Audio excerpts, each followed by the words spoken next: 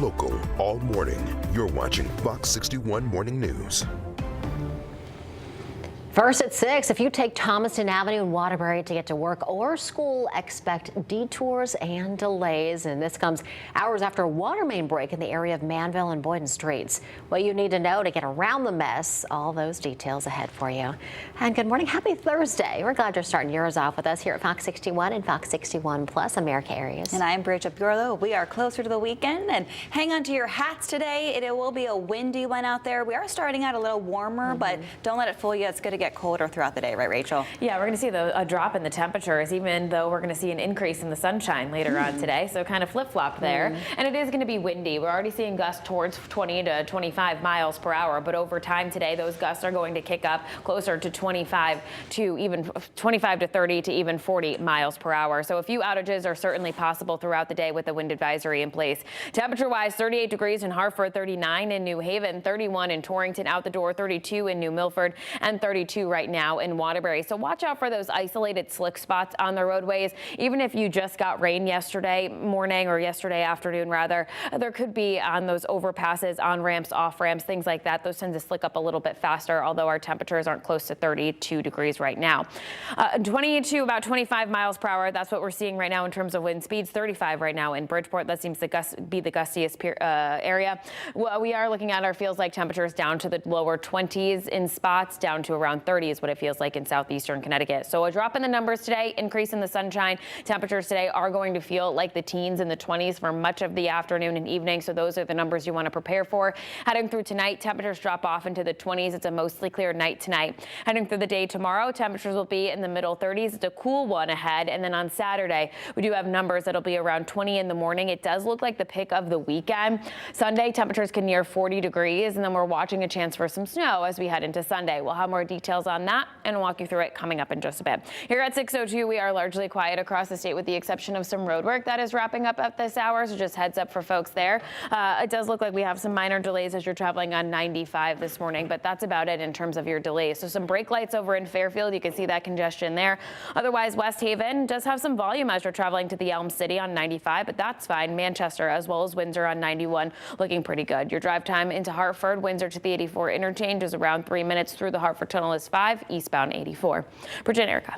Rachel, thanks. 6:02 right now, and we have a road closure alert out of Waterbury to tell you about. The mayor's office said last night that a portion of Thomaston Avenue is going to be shut down because of a water main break. You see the mess behind us here. Yeah, this is going to take a lot of effort just to clean up. Fox 61's Glenn Kittle joins us live from the scene with what we're learning so far. And Glenn, there will be some travel impacts and delays for drivers in the area, especially for families heading to Sprague Elementary School. Yeah, good morning, Bridget, Erica. It looks like those delays are going to last throughout the morning as police still have this road blocked off, and it looks like that equipment is still on scene of the water main break that's just behind me. I'll take a step out of the way so you can see exactly what we have going on here right now. This road closure goes down to Mansville Street. That's where the intersection is of that water main break. Once again, crews, looks like the equipment is out there, but nobody is manning that equipment. Hopefully that changes as the morning goes on and this water main break can be fixed as soon as possible. Mayor Paul Peneruski put out that notice yesterday to Sprague Elementary that the detour around here will affect the school buses so that they are notified and there is a route for them to make it to school. There are definitely just going to be some delays for parents and students if their kids are getting on the bus this morning to head there. Now, we're going to show you some pictures from crews working on that water main break from last night. We're told that crews have been working all through the night and are actively assessing the damage to make those repairs as quickly as possible. Police officers are going to remain on the scene here to direct traffic around this break, but if you are heading this way this morning, definitely just make sure to avoid the area if at all possible if you're coming through here. Now, if you're dropping your kids off at Sprague Elementary or you have to drive through here from work, just definitely expect some delays. Well, Glenn, other than the road closure, are there any homes or businesses affected by this? And if so, about how many people?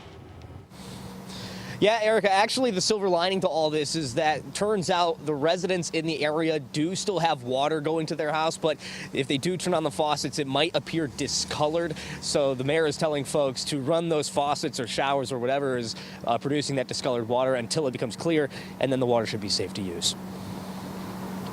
Yeah, seeing that brown water, definitely jarring. Oh, yeah. 6:04 now, developing news this morning in Fairfield County. That's where Connecticut's first case of measles in more than 4 years has been confirmed.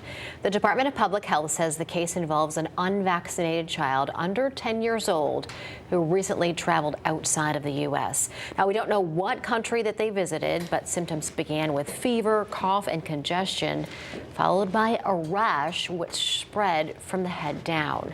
As we all know, measles is highly contagious. Health officials say vaccination is the best protection, with 2 doses offering about 97% effectiveness. Now, it is important to note here that we don't know if the child is a baby and if they were eligible to get the vaccine. Nationwide, measles cases are at their highest since 2000, with more than 1,800 reported so far this year. 6:05 now. Connecticut's Office of Health Strategy has approved Hartford Healthcare's emergency takeover of Manchester Memorial Hospital and its Rockville campus.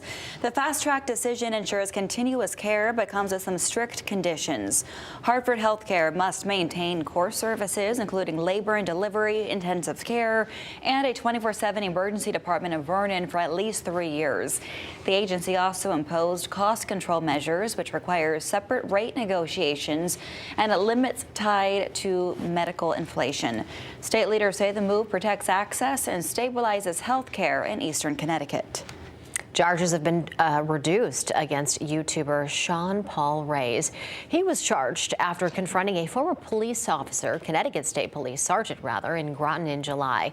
We have some video from the encounter. You may remember this. According to court documents, Reyes has been charged only with third-degree criminal trespass, which is a misdemeanor. A judge dropped the more serious felony charges. He is still free on bond. Now, the video we're showing you here shows the retired police officer confronting Reyes outside his home. It drew national attention. State police say Tuesday's deadly crash on I-84 East in West Hartford resulted from a road rage incident. No one has been arrested at this time, but investigators are asking anyone who was in the area at the time and has video to please contact them. The incident happened near exit 44 at about 3:15 in the afternoon. Investigators tell us that a tractor trailer and a box truck were traveling near each other in traffic. Officials say the tractor trailer driver got out, ran across the highway, and climbed onto the box truck. Police say the box truck driver then ran over the other driver. The road was closed for several hours during rush hour. Investigators have not identified the person who died, and we also don't know what led up to the incident. 6:07 now. This is a new look at the moment an officer accused of using excessive force during an arrest back in July. And Fox 61 Stephen reels. He went to West Haven and he breaks down the video. Since early July, Richard Nacarado has been on administrative leave from the West Haven Police Department over what happened in the body cam video you are about to see. Now, due to the nature of the situation, Fox 61 has edited parts of the video, which still may be disturbing to some viewers. They said this is private property. You can't sit here. You have to. Newly released video reveals the moments that led up to Officer Richard Nacarado acting outside of his training, according to the West Haven Police Department. Is it such a big deal you can't just sit on a bench? Originally, the West Haven officer was called to Campbell Avenue on July 1st, where the man behind the black box refused to move from where he was sitting in front of a bar, despite multiple requests from police. As long as I'm legally here, I'm fine. I'm eating. I mean, I'm not the caller. I'm not here to talk to you. This back and forth continued for a while and slowly became heated. You understand my side of the story. You're gonna understand something really quick. Take your stuff, go over there. No. No? No. So you're interfering with what I'm telling you. Where am I interfering with? Eventually, the man began to ask for Nacarado's superior officer. This is where things began to get physical. Get up. Sergeant. Get your No sergeant. problem. Put your hands behind your back. The officer began to force the man's hand behind his back and appears to force the man to the ground. In the body camera video, you can see Nacarado punch the man a reported 18 times. Send the car.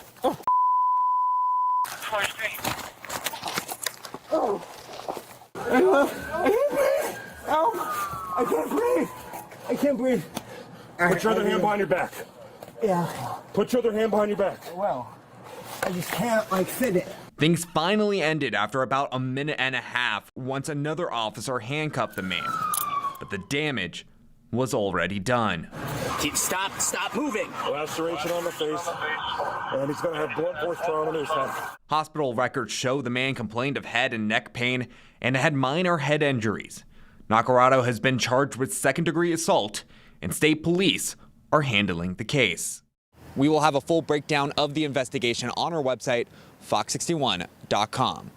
In West Haven, Stefan Reels, Fox 61.